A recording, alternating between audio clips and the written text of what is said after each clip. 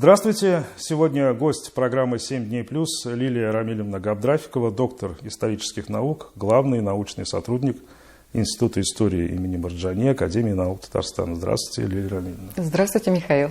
Ну, конечно, вас многие знают, многие из тех, кто, конечно, интересуется своей историей, историей своего народа, историей своего языка, традициями народа. И вы занимаетесь не только научной деятельностью, как мы знаем, вы занимаетесь огромной просто популяризаторской работой на множестве сайтов. У вас есть канал на Яндекс.Дзене, который, в отличие от многих каналов, как мне кажется, отличается не только формой, но и содержанием. Очень серьезно. Спасибо за высокую оценку. И знаете, на одном из этих сайтов я вот увидел ваш статус, который звучит так: «Русист-татаровед». Причем написано это через дефис, а даже не через запятую. Как это можно совмещать? Вы ошиблись со знаками препинания? Интересный вопрос. Ну, русист – это… У меня специальность основная – это история Отечества, то есть официальная специальность, понятно, что это история России, и мы на профессиональном сленге называем себя русистами, чтобы как-то отличать от тех, кто изучает всеобщую историю. А татароведение – это уже часть вот этого истории Отечества, то есть одно из направлений. И у нас даже сайт Института Марджани называется «Татаровед РФ», поэтому, мне кажется, одно другому не мешает, а как единое какое-то целое. Поэтому такое обозначение. Чтобы сразу всем было понятно, что этот человек из России, но специалист по татароведению. Ну, и по России, и по татарам, скажем так. Потому что я изучаю не только татар, и это невозможно отдельно.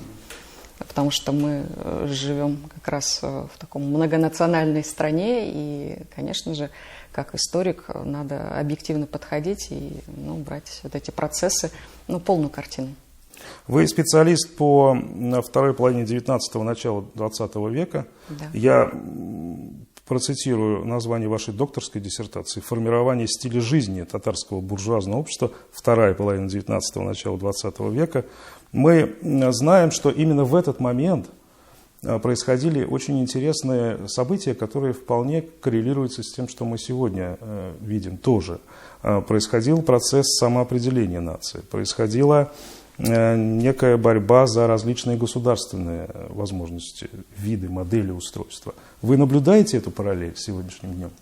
Ну, во-первых, докторская, она больше касается все-таки повседневной культуры, то есть это больше о частной жизни татар, городских татар того времени. То есть я говорю там о том, как традиционная культура татар в это время модернизировалась. Это вообще было свойственно всем народам и странам в это время, вот именно вторая половина 19 века. И если говорить о самоопределении, то это скорее вот о поиске татарином-мусульманином 19-го, рубежа 20 веков, себя, своей идентичности в буржуазном мире. То есть у них была некая такая амбивалентность сознания. С одной стороны, вот наступление европейской культуры и, конечно же, стремление присутствует в этой культуре, а с другой стороны вот это вот внутреннее татарское восточное содержание. Как вот это все совместить, как это адаптировать и выдать, может быть, новый вариант татарско-буржуазной культуры. То есть какую-то точку между Востоком и Западом. Да. И вот мы это видим как раз в начале 20 века, особенно после первой русской революции 5-го года, как вот рождалась татарская городская культура. Это тот же театр, наши писатели. Не случайно это время называют ренессансом татарской культуры, именно начало 20 века, то есть до 17-го года. То есть все-таки куда пришла эта татарская культура? Она больше пришла на Запад или на Восток? Это был симбиоз Востока и Запада. Она пришла все-таки к своему варианту татарской культуры. Но другое дело, что случилась революция 17-го года, и, конечно же, вектор развития там немножко другой уже после 17-го года. Другая идеология, и все по-другому уже. Но, тем не менее, вот советская культура, конечно же, она базировалась на городской культуре начала 20 века, дореволюционной. Как вы считаете, современное татарское общество задает себе те же вопросы, что и тогда?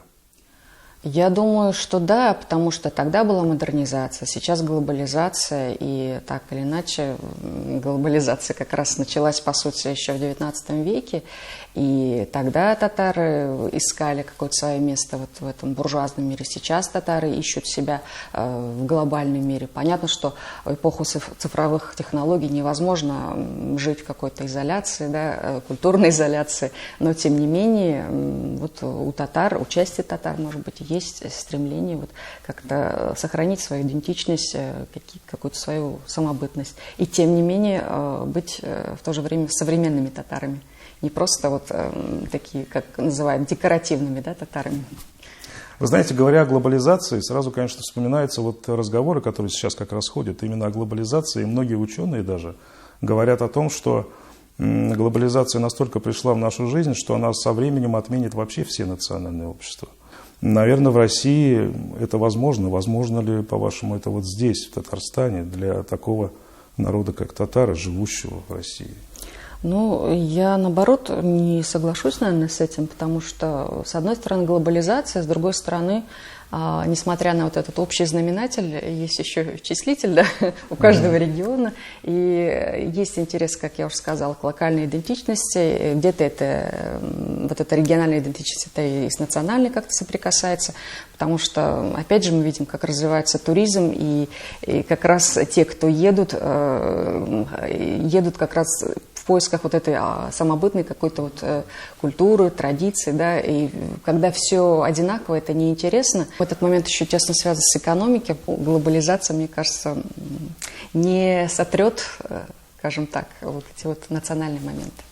Как вы думаете, существует ли возможность возвращения вот людей, живущих за пределами Татарстана, ну, в некое лоно татарской культуры, татарского языка, который они не знают? И существует ли необходимость такого возвращения?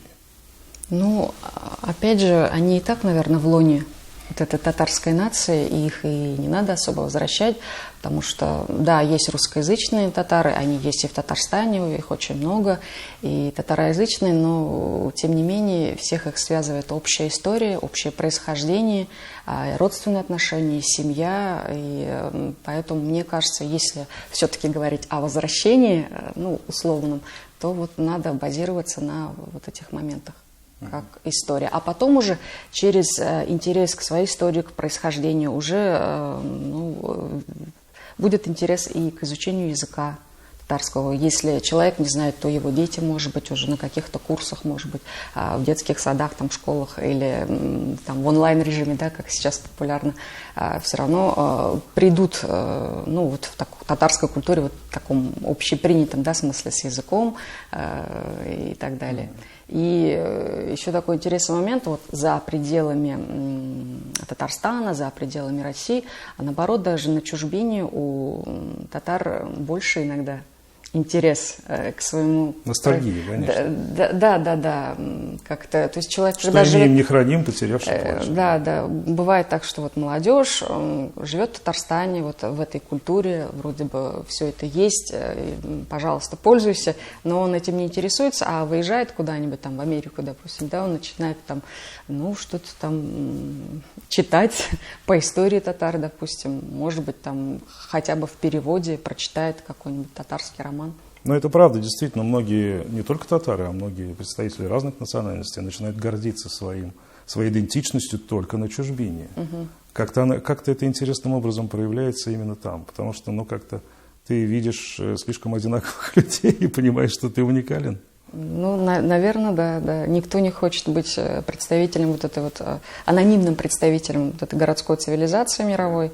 Это же не только у татар, не только в России, это там в той же Великобритании какие-нибудь шотландцы, там уэльсы и так далее изучают какие-то исчезнувшие языки, вот национальный костюм, на этом строится современный дизайн, да, на каких-то репликах. Мы были как-то в Уэльсе, да, и мы поняли, что не дай бог вам кому-нибудь из вас назвать валийца британцем. Британцем вы можете его назвать, но англичанином, если вы его назовете, я не знаю, унесете ли вы ноги из Уэльса. Да. Вот это к тому, какая сильная идентичность у людей там. Давайте вернемся вот к началу 20 века.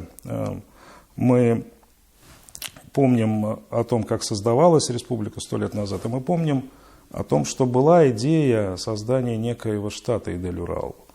Идея, которая не была реализована, но снова проводя параллели, и сейчас мы тоже говорим о единстве и о противоположности татарского и башкирского народов. Как вы видите это единство в чем? И в чем противоположность? Если оно есть, конечно. Интересный вопрос. Ну, особой противоположности я не вижу. Потому что это два близких народа, татары и башкиры, по языку, по культуре. И если брать историю, то татары вот как раз из Казанской губернии, из Поволжья, даже тогда я была не Казанской губернии еще, они переселялись как раз на территорию современной Башкирии, это в основном 18 век. Но еще мы из истории знаем, что еще в Средневековье наши предки там кочевали. То есть это постоянная миграция из востока на запад, из запада на восток. И в этом смысле, конечно же, у нас общая история, одна территория. И здесь особо противопоставлять-то нечего. Потому что, да, очень близкие народы. А если взять вот тот период, который я серьезно изучаю, это вот как раз вторая половина 19 века, начало 20-го, буржуазный период. Здесь опять же мы видим, что вот это сотрудничество было особенно плодотворным между татарами и башкирами. То есть это и в сфере образования, и в культуре. Мы видим, что татарские муллы, допустим, работали и на территории, Оренбургской губернии и уезжали дальше, там Казахстан. Оттуда ученики Шакирда приезжали учиться в казанских медресе. Тот же, допустим, Заки Валидий работал учителем в Апанаевском медресе. И он здесь написал и издал в Казани первый свой исторический труд «История тюрк и татар». Если взять татарский театр, то начинал Кудашев Ашказарский, потом продолжил Габдулла Кариев, а у него был соратником Балиулла Муртазин Иманский, он был башкиром. И вот они, пожалуйста, вот создавали вот этот татарский театр вместе. Был еще в труппе «Саяр» прекрасный художник Сабит Яхшибаев, башкир. Это была одна культура тюркская. То есть европейская по форме, тюркская по содержанию. Когда уже возникла там башкирская ССР, татарская ССР, тоже, в общем-то, это все продолжалось. Это единство не было, видимо, вот этого противопоставления. Другое дело, что после войны уже появились какие-то малоприятные моменты. То есть сфера применения татарского языка в Башкирии уже был не таким широким, как хотелось бы, татарам. То есть тогда появилось телевидение, допустим, и в Уфе в том числе.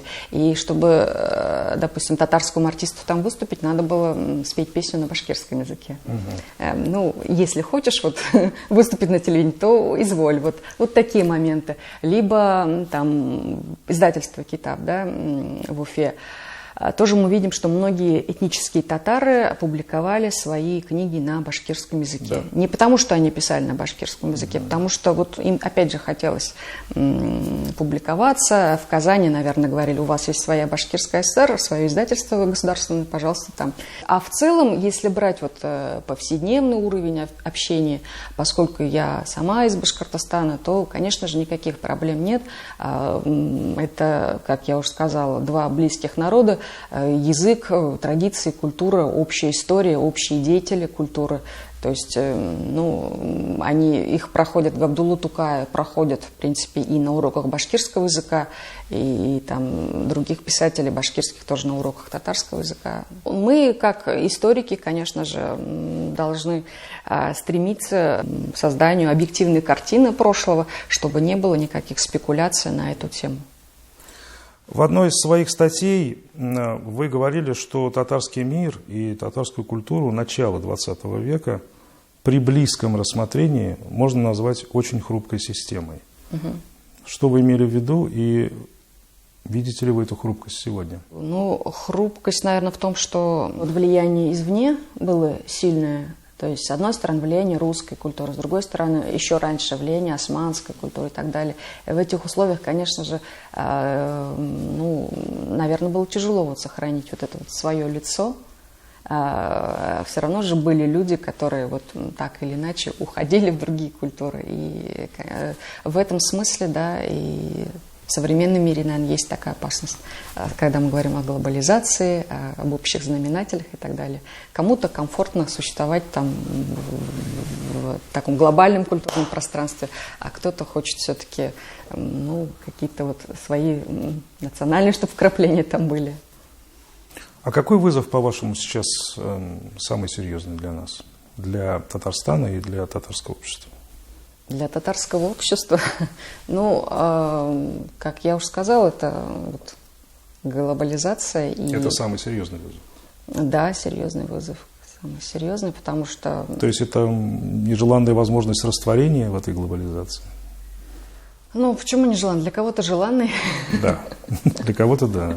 Да. Татары ведь разные. Кто-то себя, может быть, не так, ну, вот, осознает. То есть он знает, что его предки были татарами. Там. А сейчас, может быть, вот нет такой необходимости быть в этой культуре. Если брать вот начало 20 века, там же, знаете, какой был момент, некоторые стеснялись, что они татары. То есть, вот, да и конец 20 века тоже. Вот, и вот этот момент, что, может быть, татарам не хватает вот какой-то гордости, что ли, вот, внутренней гордости за свое происхождение, за свою историю.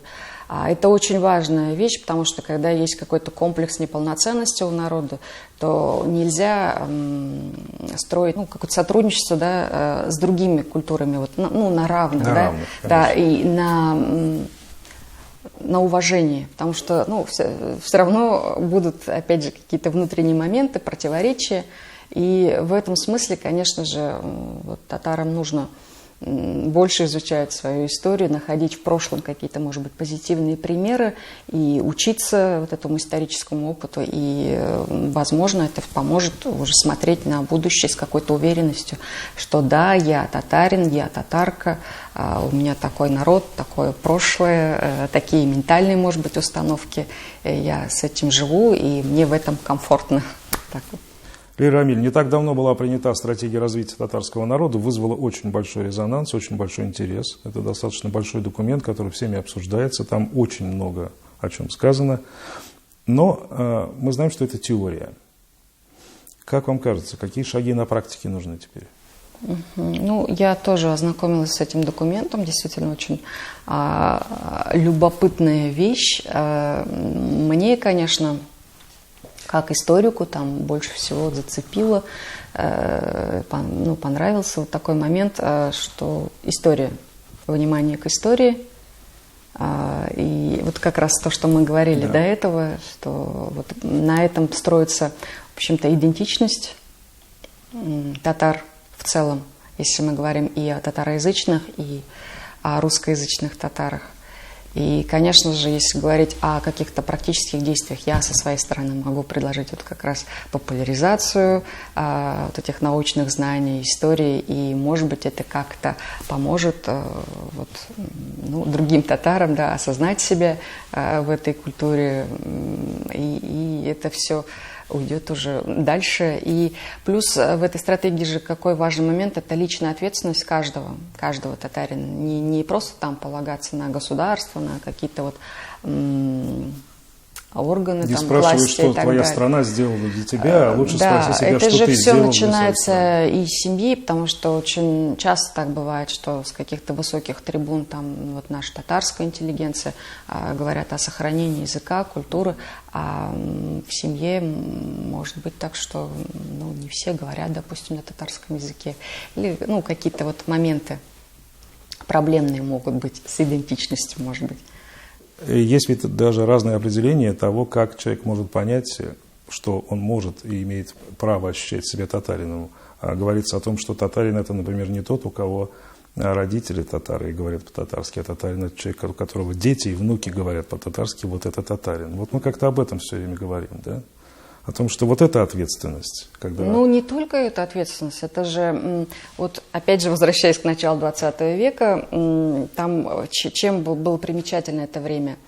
Татары там вот строили вот эту вот, создавали новую культуру, но не было же никакой государственной поддержки. Но тем не менее издавались частные газеты, журналы на татарском языке. Было очень много книгоиздательств, не только в Казани, а вот в других городах. Опять же, театральные труппы тоже вот на частной инициативе же это все строилось, общество. То есть именно вот на социальную какую-то работу, да, на социальное презрение направленное общество, благотворительное. Они были в каждом городе. И то есть вот эти татарские предприниматели того времени чувствовали какую-то вот личную ответственность за вот махалю свою, допустим, за татар, и бедных татар в том числе. И вот этого сейчас, может быть, не хватает современным татарам, и, может быть, стратегия поможет как-то вот обратить внимание в том числе на такие моменты. Ну, в истории очень много вот именно таких примеров, именно вот начала 20 века, почему мы говорим о консолидации татарского народа. Как раз они, собственно, вот через вот эти вот формы самоорганизации тоже происходила эта консолидация. Там создали общество, тут создали общество, и как-то вот начали узнавать друг о друге, и ну, какие-то вот практические действия.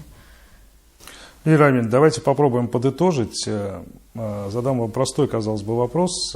Что для вас значит быть татаркой?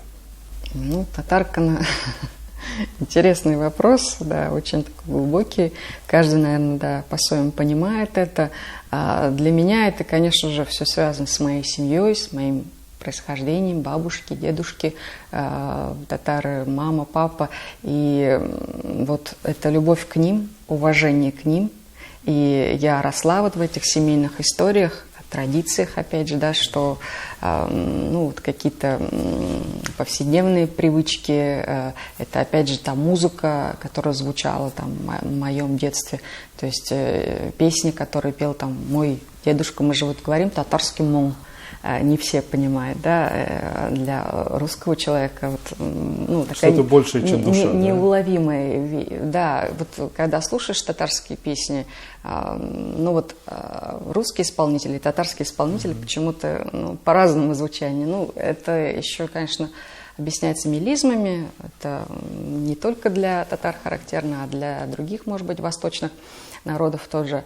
То есть вот, ну, как составляющая моей татарскости, это вот семья, происхождение, гордость, опять же, да, за то, что я вот являюсь вот частью этой культуры, и не только татарской, я бы сказала, еще вот великой тюркской цивилизации, потому что вот этот кочевой дух, свобода, это все, мне кажется, вот оттуда идет. И мне бы хотелось донести вот это понимание и для своих вот читателей.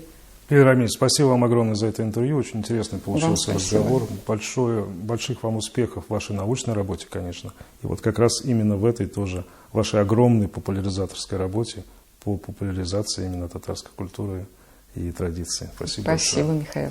Сегодня гостем программы «7 дней плюс» была Лилия Рамилевна Габдрафикова, доктор исторических наук, главный научный сотрудник Института истории имени Марджани Академии наук Татарстана. До новых встреч!